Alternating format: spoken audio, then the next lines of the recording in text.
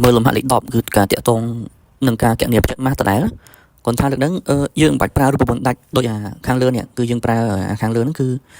យើងប្រើ x ផ្សេង y ផ្សេងអញ្ចឹង x y ផ្សេងអញ្ចឹងណាប៉ុន្តែអានេះគឺយើងប្រើជា vector ទីតាំងយកហ្មងបាទ vector ទីតាំង a បាទអញ្ចឹង a ហ្នឹងគឺមាន vector ពីលើអ្នកគ្នាបាទគឺ vector អញ្ចឹងអក្សរ a គឺមាន vector ពីលើគឺតាក់ទងទៅនឹង vector ទីតាំងហើយ vector ទីតាំងគឺជា vector មួយដែលប្រាប់ថាតើអង្គធាតុឬក៏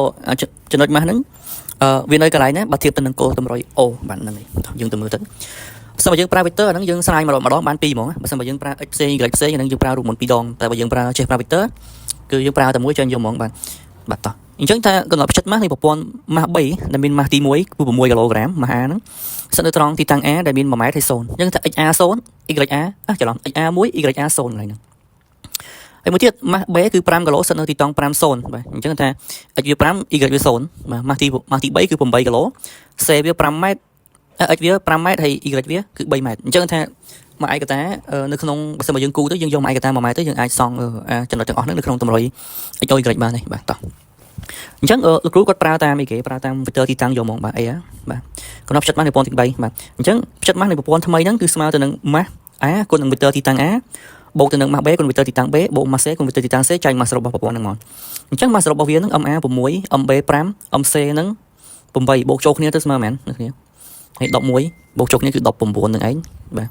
11 19អញ្ចឹងយើងទៅមើលលើវិញបាទអាក្រោម19ហើយអាលើនេះគេ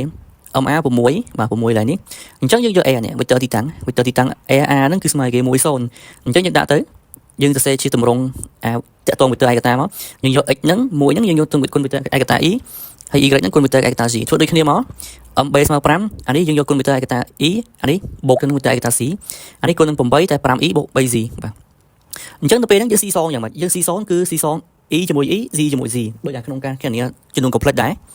យើងយកផ្នែកពិតបូកផ្នែកពិតផ្នែកនិមិត្តបូកផ្នែកនិមិត្តអញ្ចឹងមិនថាផ្ទុយពីឡើងហ្នឹងគឺយើងយកអា vector ទីតាំងណា